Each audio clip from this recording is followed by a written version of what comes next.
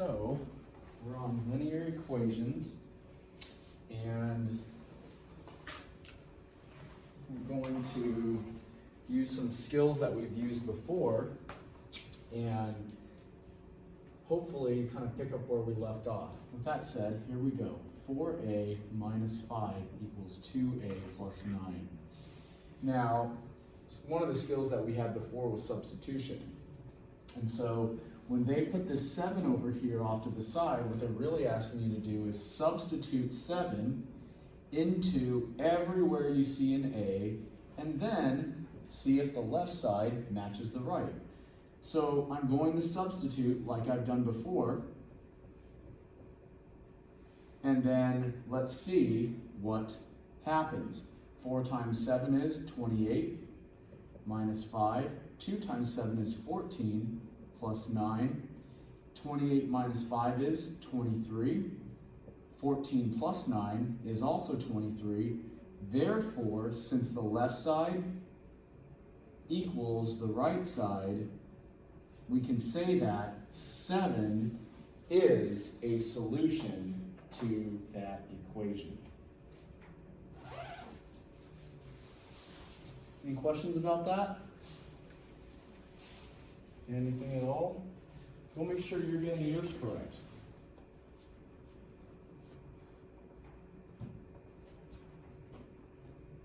Anything I can help you with on your problem?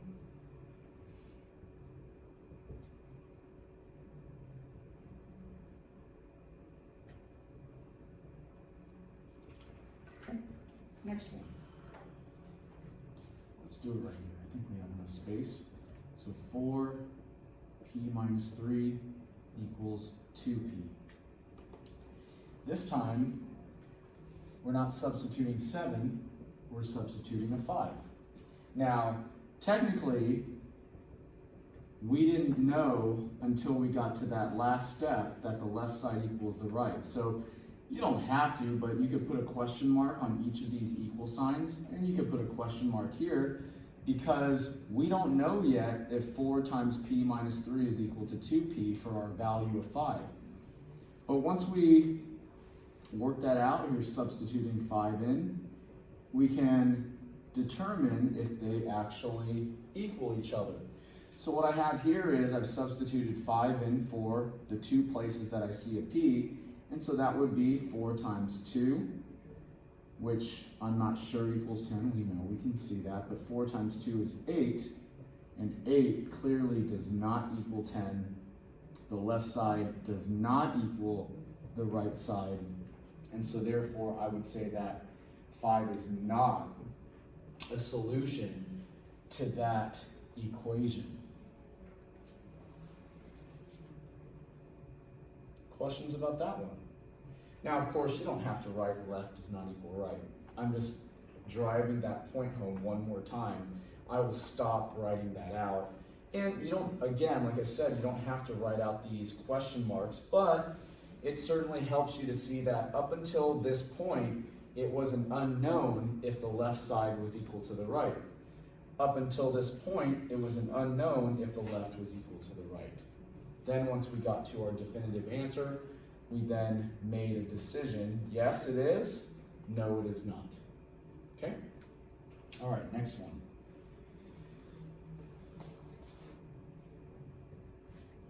All right, so I'm no longer going to circle it. Here's a 9. So we're going to substitute 9. And like I've done before, is that I really like to be in the habit of substituting with parentheses. Now, are parentheses necessarily needed in my problem when it's positive? No, not really. But it's just a nice habit to get into so that in the event that you're given negative numbers, you're less likely to make the mistake of just throwing in a negative without considering the fact that it probably should be in parentheses. So always being in the habit of substituting with parentheses is generally a good thing. So I substituted 9 everywhere that there was a W. 9 plus 2 is 11. 9 minus 2 is 7. 6 times 11 is 66. 7 times 7 is 49. Those are not equal, and therefore 9 would not be a solution to that equation. Again, question marks, check marks are optional. I mean, you could do that or whatever you want to do, but you do want to make sure that you do the work correctly. Questions? Anything I can help you with on your problem or problems? On to the next one. Okay. Here we go. Next one.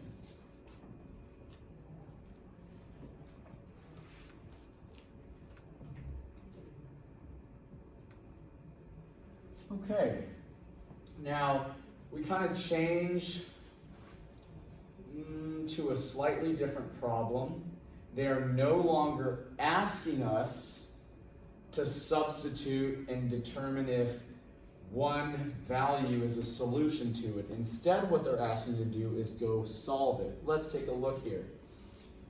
First, use your skills of collecting like terms to collect like terms where applicable.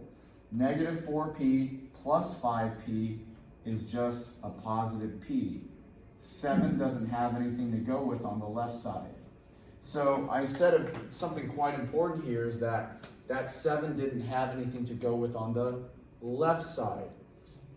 That's because what I want to do is collect and simplify everything on the left, collect and simplify everything on the right, and then we'll move things left and right to get our final answer.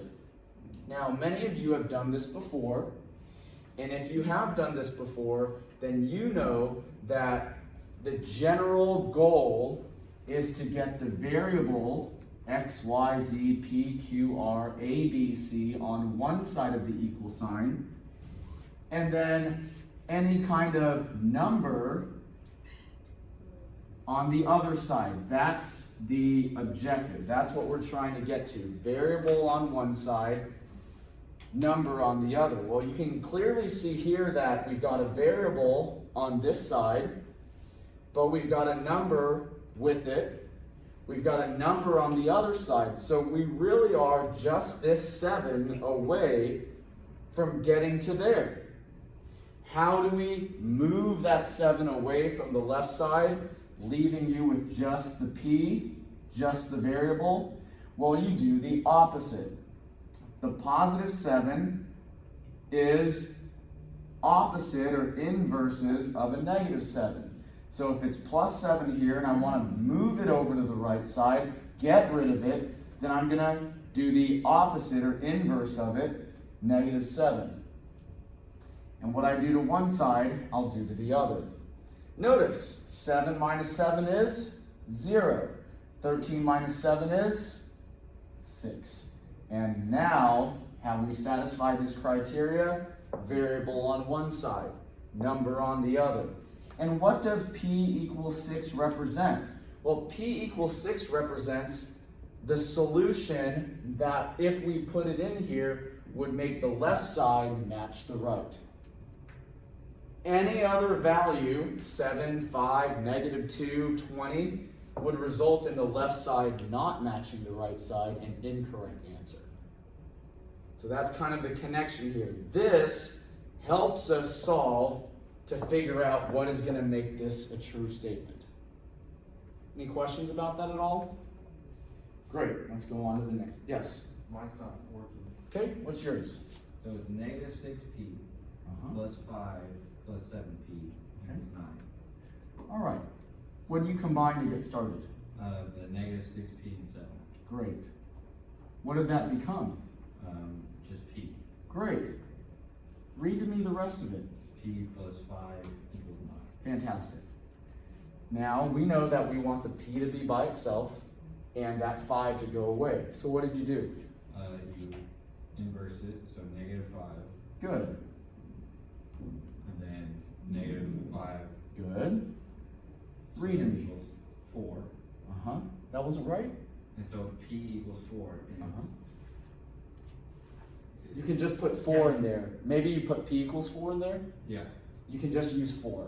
Ah. So when you submit your answer, you don't have to say p equals 4, you can just use 6. But that's good, we got another practice problem. So now there will be some problems that come up that ask you to write the whole thing out. But when they give you a set of braces like that, you can just use the value itself. Good. So you had the right idea, just a matter of submitting the answer the way they want to see it. Any other questions? Good, okay. Let's look at the next one.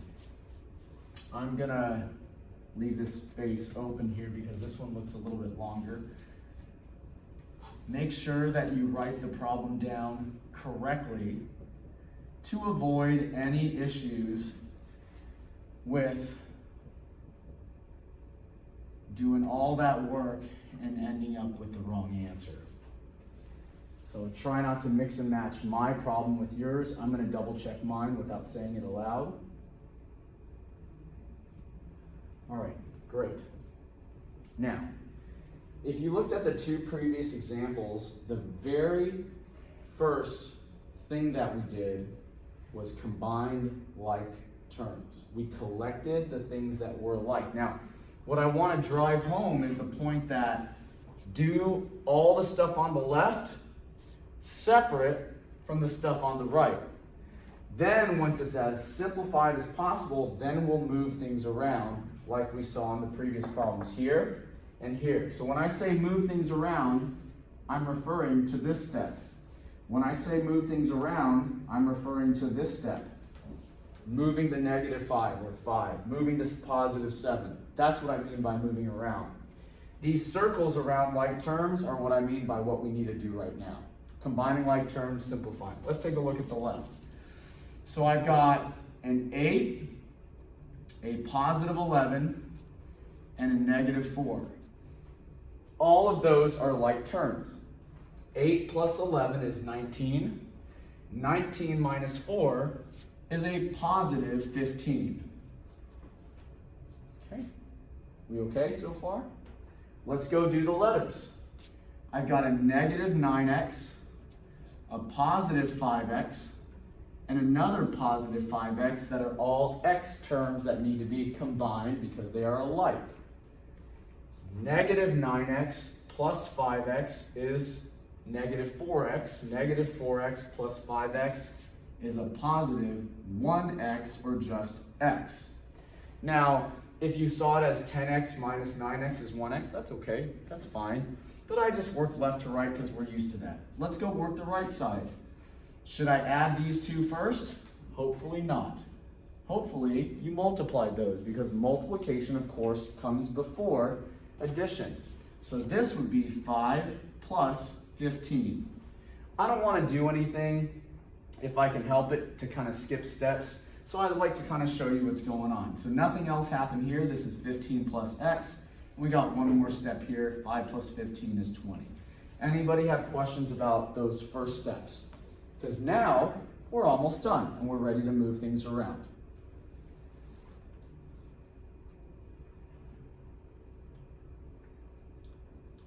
Okay, shall we move? Well, I'm one step away from having this x be all by itself on the left side. It has a +15 attached to it. This 15 is positive even though the sign is not written there. So if I subtract 15, it is going to get the x isolated and leave me with just 5. And that's it. Any questions? Make sense? Good? Anybody have a question about theirs? Happy to answer it for you. Anybody? You got the right answer? Okay, number 6. All right, I'm gonna put number 6 right here.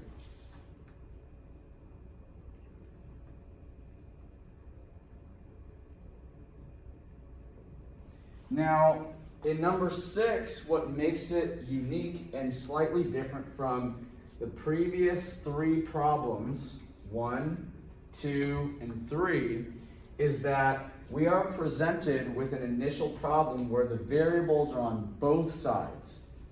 Now, the previous 1, 2, 3 problems, we had numbers on both sides, and that was no big deal to move them over. But what do we do when we have letters on both sides? Well, the same principle. So this right here is kind of like our general goal. It's the light at the end of the tunnel. That's where we're getting. Where are we getting to? Variables on the left only, numbers on the right only, in general. Okay? So we said that if we want the numbers to go on the right, we could subtract or add, in other words, inverse, opposite that was mentioned. And what that's going to do is that is going to move the numbers over. And so when I do that, just like the previous problems, I have a positive 6 over here that I no longer want over there. So I do the inverse or the opposite of it by subtracting it from both sides. And negative 5 minus 6 is negative 11. We can do the same thing with the variables. We can do the same thing with the letters. If we don't want the letters to be on the right and we instead want them to go to the left, we can bring in the same principle of opposites. If I subtract 6y from both sides, that is going to eliminate the y term on the right and leave us with just that negative 11, and 7y minus 6y is just 1y. That's it. Yes? Now, does it matter which variable you subtract? No, not necessarily. I mean, if I understand you correctly, are you talking about going from one side to the other? Yeah, like it doesn't matter if you subtract 7y. Not at all. So long as one component is on one side and the other component is on the other. So let me answer your question. Why don't we do this in another way? The question was asked, do you always have to have the variable ending up on the left and the numbers on the right? The answer is no. Let's do it the other way. What if we wanted the letters to go to the right? Then we would subtract 7y from both sides. Yes? Agreed? Okay. Let's see if that comes back up. Hold on. Good. No, come on. Okay. So notice how I've moved the 7y out of the left side over to the right. And what would that do? 6y minus 7y is negative 1y, or just negative y if you want to look at it that way. It doesn't really matter. Okay? I'll just say negative y. And what does that leave over here? Just that positive 6, and I still have the negative 5 over there. Now, then I would add 5 to both sides because I want the numbers to go on the left. If I've chosen the variables to be on the right side, then I better move the numbers to the left side, which I'm doing right here. 6 plus 5 is 11, which equals negative y. Now, this doesn't look to be the same answer, but it is one step away from being the same answer if I will then divide by negative 1. If I divide by negative 1 to get rid of this negative sign here, I ran out of space, unfortunately. It would end up being y equals 11 divided by negative 1 is negative 11, and we're done. Same answer. So regardless of which way you do it, as long as you follow the correct operations, you're going to still end up with the correct answer. Okay, great question. Anything else? All right, let's go to the last question.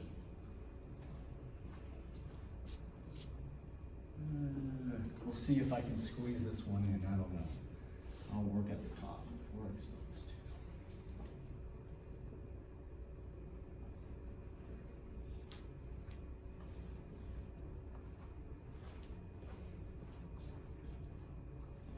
Okay.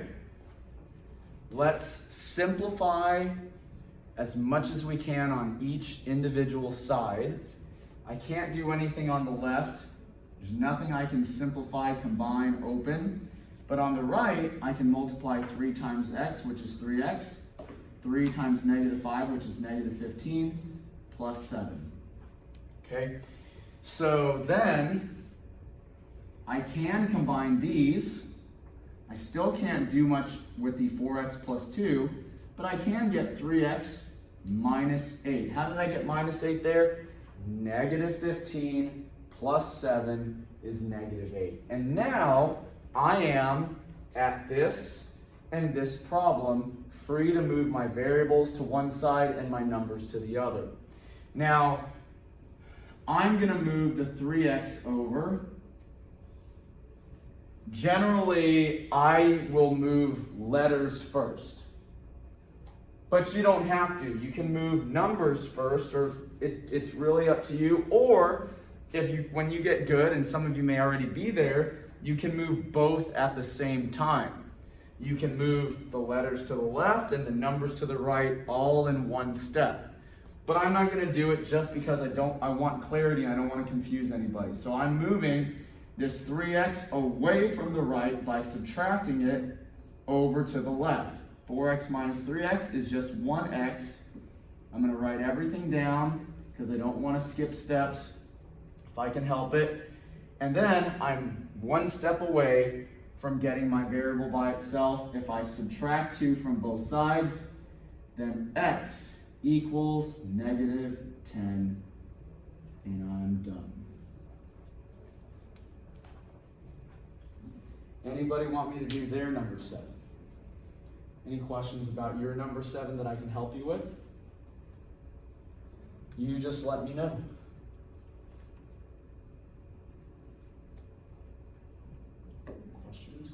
Questions.